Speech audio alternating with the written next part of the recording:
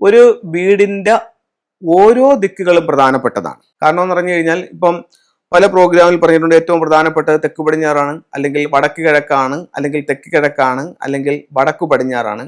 എന്തിനു പറയുന്നു? വീടിന്റെ ഓരോ ദിക്കുകളും ഓരോ സൗഭാഗ്യങ്ങളാണ്. കാരണം ഒരു പൂർത്തീകരണം വേണമെന്നുണ്ടെങ്കിൽ ഇതെല്ലാം നമുക്ക് വേണം, എന്നാലേ നമുക്കൊരു പൂർത്തീകരണം ഉണ്ടാവും. ഏതെങ്കിലും ഒരു ഭാഗം നഷ്ടപ്പെട്ടു പോയാൽ അത് വികലാംഗനെ പോലെ ആകുമെന്നുള്ളത് പോലെ തന്നെ അതിന്റെ സൗഭാഗ്യങ്ങളും നമുക്ക് നഷ്ടപ്പെട്ടു പോവുകയും ചെയ്യും. അപ്പോൾ വടക്കു പടിഞ്ഞാറിന് ഇത്രയും പ്രാധാന്യം പറയാനുള്ള കാരണം എന്താണെന്ന് ചോദിച്ചാൽ, ചൈനീസ് വാസ്തുകലയായ ഫുങ്ഷോ പ്രകാരം വടക്കു പടിഞ്ഞാറ്, അതായത് നോർത്ത് വെസ്റ്റ് കോർണർ, വായു കോണം എന്ന് പറയുന്നത് വീട്ടിലെ ഗൃഹനാഥന്റെ ദിക്കാണ്. അതായത് വീട്ടിലെ അച്ഛൻ, ഗൃഹനാഥന്റെ ദിക്കാണ് വടക്കു പടിഞ്ഞാറ്. ഈ വടക്കു പടിഞ്ഞാറ് ഉണ്ടാകുന്ന ഏതൊരു കാര്യവും ആ ഗൃഹനാഥനെ സാരമായ രീതിയിൽ ബാധിക്കും.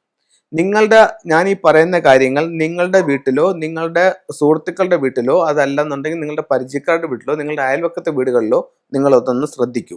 ഒരു 10 വീടുകൾ നിങ്ങളുടെ അടുത്ത് പഠിച്ചു നോക്കൂ. ഞാൻ ഈ പറയുന്ന കാര്യങ്ങൾ ശരിയാണെന്ന് നിങ്ങൾക്ക് ബോധ്യപ്പെടും. വടക്കു പടിഞ്ഞാറ് ഭാഗത്ത് നിങ്ങളുടെ വീട്ടിൽ ഒരു കിച്ചൺ ഉണ്ടാവുക, അല്ലെങ്കിൽ വടക്ക് പടിഞ്ഞാറ് ഭാഗത്ത് ഒരു ടോയ്ലറ്റ് ഉണ്ടാവുക, അല്ലെങ്കിൽ വീട് വെച്ചപ്പോൾ വടക്ക് പടിഞ്ഞാറ് ഭാഗം മിസ്സിങ് ആക്കിക്കൊണ്ടാണ് നിങ്ങൾ വീട് പണിഞ്ഞിരിക്കുന്നത്. ഇത്തരത്തിൽ എന്തെങ്കിലും സംഭവങ്ങൾ ഉണ്ടെന്നുണ്ടെങ്കിൽ അത് ഗൃഹനാഥനെ ബാധിച്ചിരിക്കും. ഗൃഹനാഥന്റെ കഴിവിനനുസരിച്ചൊരു ഉയർച്ചയില്ല. നമ്മളെ സപ്പോർട്ട് ചെയ്യുന്ന ആൾക്കാർ പൊതുവെ കുറയും, ബന്ധുക്കളിലും അയൽക്കാരിലും.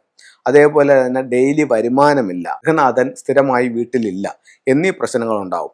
ഒരു വീടിന്റെ നെടുന്തൂണെന്ന് പറയുന്ന ആരാണ്? ആ വീട്ടിലെ ഗൃഹനാഥനാണ്. അപ്പൊ ആ ഗൃഹനാഥന് ഇത്തരം പ്രശ്നങ്ങൾ സംഭവിച്ചു കഴിഞ്ഞാൽ ആ വീടിന്റെ മൊത്തത്തിലുള്ള താളം തെറ്റും. ഭൂരിഭാഗം വീടുകളിലും ഗൃഹനാഥനാണ് ചെയ്യുന്നത്. ഗൃഹനാഥ വീടിന്റെ കാര്യങ്ങൾ ഉത്തരവാദിത്തങ്ങൾ ഏറ്റെടുത്ത് ചെയ്യുന്ന ഒരുപാട് വീടുകളുണ്ട്. പക്ഷെ ഞാൻ പൊതുവെ ഗൃഹനാഥനെ പറ്റി പറഞ്ഞു എന്നേ ഉള്ളൂ, അല്ലാതെ അവർ ചെയ്യുന്നില്ല എന്നുള്ളതല്ല ഞാൻ പറയുന്നത്. അപ്പം ഗൃഹനാഥന്റെ ദിക്ക് അതിൻ്റെതായിട്ടുള്ള ചില പ്രത്യേകതകളുണ്ട്. അതിൻ്റെതായിട്ടുള്ള രീതിയിൽ അതിനെ നമ്മൾ പരിഗണിച്ചില്ല എന്നുണ്ടെങ്കിൽ ഇത്തരത്തിലുള്ള പല ബുദ്ധിമുട്ടുകളും ഉണ്ടാവാനായിട്ടൊരു സാധ്യതയുണ്ട്.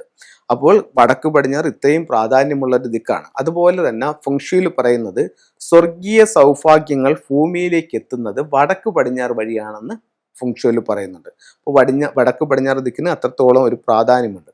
അതുപോലെ തന്നെ നമ്മൾ പലരും ഇന്നിപ്പം ഒരുപാട് ടൂളുകൾ വാങ്ങിച്ച് വീടുകളിൽ വെക്കുന്നവരാണ്. അതിൽ ശ്രീബുദ്ധൻ ഇന്നിപ്പം മിക്ക വീടുകളിലും നമുക്ക് കണ്ടുവരുന്നുണ്ട്. ശ്രീബുദ്ധന്റെ സ്റ്റാച്യു അല്ലെങ്കിൽ ഫോട്ടോസ് എല്ലാം കണ്ടുവരുന്നുണ്ട്.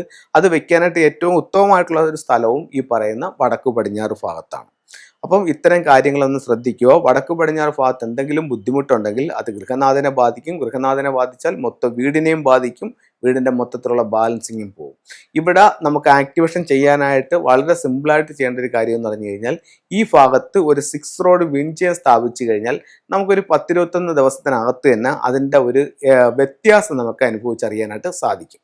അതുപോലെ അവിടെ വെക്കാവുന്നതും മറ്റ് വീടുകളിൽ വെക്കാവുന്നതുമായിട്ടുള്ള ചില ടൂളുകളിലേക്ക് നമുക്ക് പോകാം. ഇത് ടർക്കിഷ് ബ്ലൂ എന്ന് പറഞ്ഞിട്ടുള്ളൊരു ടൂളാണ്.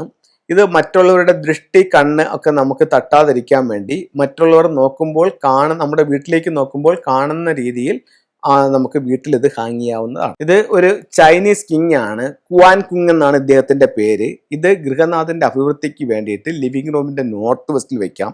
ഇതല്ലാതെ മറ്റൊരു ഡയറക്ഷൻ എന്ന് പറഞ്ഞാൽ മെയിൻ ഡോറിലേക്ക് നോക്കി അതിന്റെ ഓപ്പോസിറ്റ് ആയിട്ടും കുവാൻ കിങ്ങിനെ നമുക്ക് വീടുകളിൽ സൂക്ഷിക്കാവുന്നതാണ്. ഒരു വീട്ടിലേക്ക് ഫെങ്ഷു പ്രകാരം ഒരു ടൂൾസ് വെച്ചാൽ എനിക്ക് കൊള്ളാമെന്നുണ്ട് സാറേ, ഞാൻ എന്ത് വെക്കട്ടെന്ന് എൻ്റെ അടുത്തൊരു വ്യക്തി ചോദിച്ചാൽ എനിക്ക് പറയാൻ ഒരേ ഒരു ഉത്തരമേ ഉള്ളൂ. ഒരു ട്രാവലിംഗ് ബുദ്ധ വാങ്ങിച്ച് നിങ്ങളുടെ വീടിന്റെ സ്വീകരണ മുറികൾ നിങ്ങൾക്ക് വെക്കുക. ഒത്തിരി പോസിറ്റീവ് ആയിട്ടുള്ള അനുഭവങ്ങൾ നിങ്ങളുടെ ജീവിതത്തിലേക്ക് കൊണ്ടുവരാനായിട്ട് ഈ ട്രാവലിംഗ് ബുദ്ധയ്ക്ക് കഴിയും. അപ്പോൾ ഇത്തരത്തിലുള്ള ഓരോ ചിത്രങ്ങളും രൂപങ്ങളും നിങ്ങളുടെ ജീവിതത്തിൽ വലിയ വിജയങ്ങൾ ഉണ്ടാക്കി തരട്ടെ എന്ന് പ്രാർത്ഥിച്ചുകൊണ്ട് നിർത്തുന്നു. നന്ദി, നമസ്കാരം.